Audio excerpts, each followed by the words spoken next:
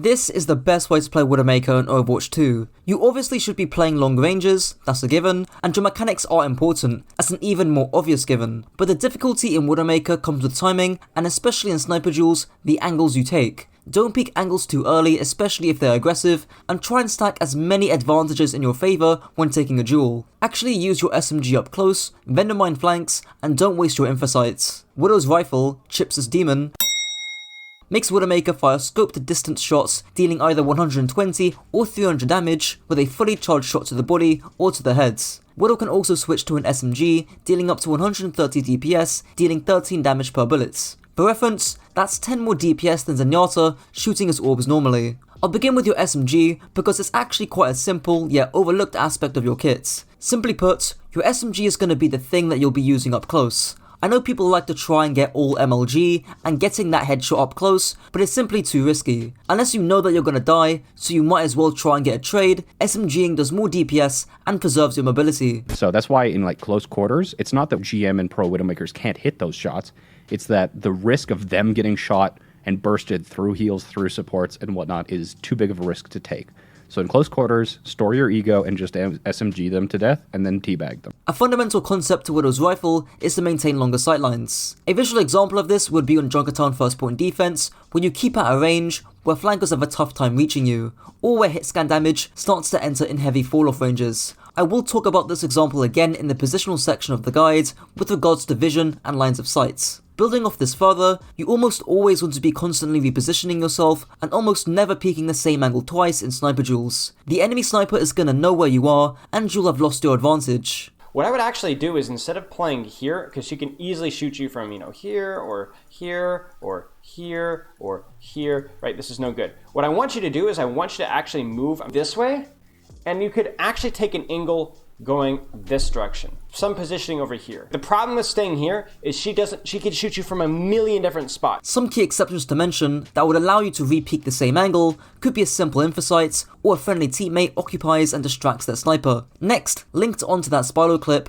I want to talk about corner usage. I explain all of this in my Ash guide, and whilst I don't like reusing certain clips or concepts from my other guides, I think this is really important and useful for Widowmaker, especially when taking into account different positions you can be in, so I'll play the clip here. Eventually, you're probably gonna have to take a duel with the Widowmaker at some point, and some of it will come down to mechanics, but there are some advantages you can have to swing the duel in your favour. The biggest thing is to understand corner matchups. In short, the person who is closest to the corner has the advantage of choosing when to duel the enemy, but the person furthest away from the corner has the advantage in the actual duel. Take this example on Havana first point attack, and you as Ashe are playing the corner. Look at how many different positions you have to face check into the enemy Widowmaker, and how many different positions the enemy Widow could be playing. But all the enemy Widow has to do is place a crosshair in the exact same corner and wait for you to peek. However, your advantage playing close to the corner is that you could completely ignore the Widowmaker and not attack the duel. You don't have to fight here.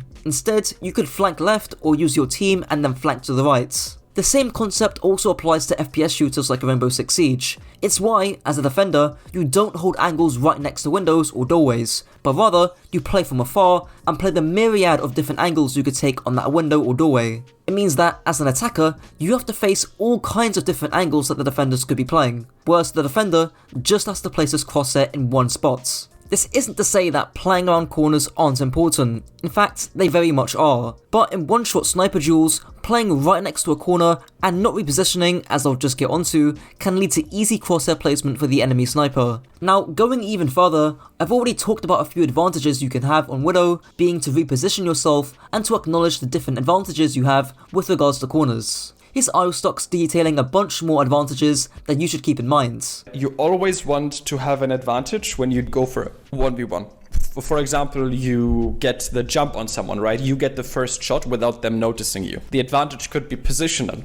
So for example, if you have high ground, that's a positional advantage. You have your ultimate, that's an advantage. You can have someone pocketing you. That's an advantage, right? There's also peeker's advantage, because obviously you know when you peek but the enemy doesn't know when you peek, which means that you're gonna have an advantage in terms of reaction time. So if we look at this 1v1, there's two outcomes. Either you use your ultimate here and the enemy Widowmaker doesn't hide, in which case you can peek her and kill her because you have a very, very big advantage. You have peeker's advantage, you have high ground advantage, and you have wallhack advantage.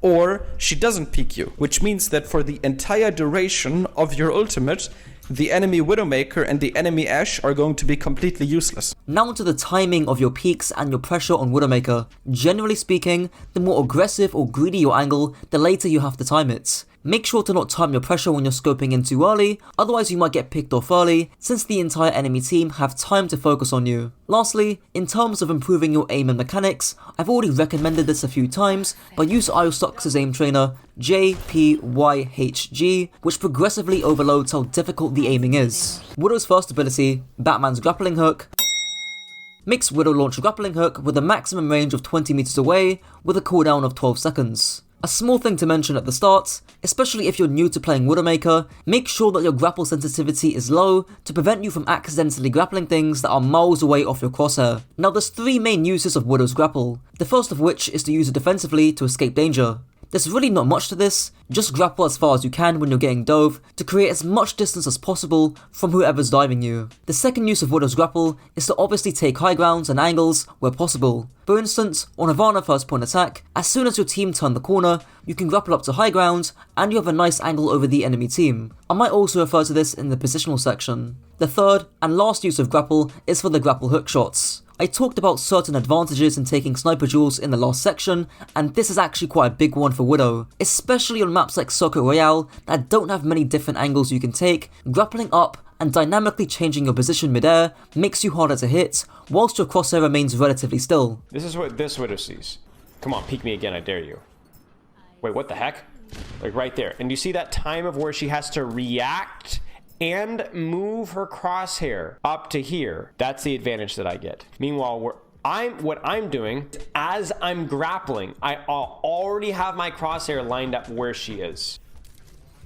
Right? I mean, that wasn't even very good, but you can have it pre-aimed as you're grappling up, and you know exactly where she is. Widow's second ability, completely useless, makes Widowmaker shoot a Venom Mine onto nearly any surface, dealing 15 DPS for a total of 75 damage, paired with a 15-second cooldown. As for the target who gets hit by the Venom Mine, you can see them through walls for the 5-second duration. The main use of Venom Mine is to use it defensively, almost like an alarm bell to alert yourself of potential flankers. That's basically it. For example, on Rialto first point defense, you could place your Venom Mine by the stairs, or you could place your Venom Mine close to you, so if a Genji dashes onto you for example, they automatically get hit by the mine. The biggest thing with Venom Mine is that even though it's extremely simple to use, so many Widowmaker players forget to use it, or they just toss it straight into the enemy team. Sure, if the enemy team aren't running any flankers, then Venom Mine is kinda useless, but the last thing you want is to lose a fight because a flanker was left on 1 HP, who could have been killed with your Venom Mine. You also might not want to use Venom Mine as it can give away your unscouted position,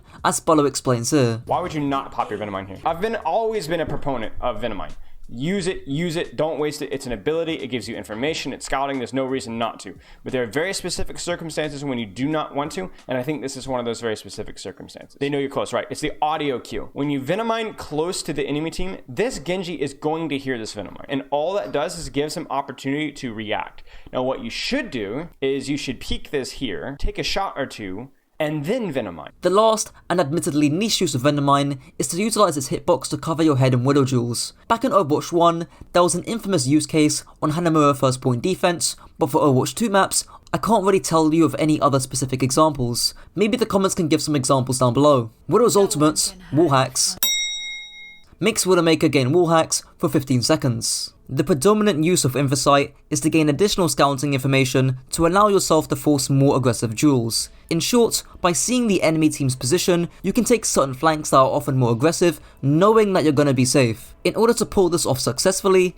timing your Infrasight for when you're about to peek is key to gaining more effective use of Infrasight, as I myself explain here from about 2 years ago. Now is when you want the Infrasight. You've already used half of it when you're peeking. What value out of Infrasight did you get from going here to here? And like right now, this would be a great use of Infrasight. Perhaps, Hanzo takes a really hard flank and then goes down main. That extra Infrasight time is going to buy you a lot of information and scouting for where the enemy is going to be pushing. And that's really the main thing with Infrasight. Pop it as the teamfight begins, and adjust your positioning to where you can be more confident taking angles. Don't be like Kefri and pop your Infrasight just to get your Widow montage. Onto the positional, playstyle, and compositional section of the guides. In terms of general positioning, there's 4 key principles which I'll showcase on Blizzard World first point defense. The first rule is to have some kind of cover in order to stop taking damage at any moment. The second rule, and this is really key, is to have a good wide LOS. In this example, your LOS is mediocre, but that's mainly down to map geometry. Here's Sparrow giving an example of why having a level of vision over the map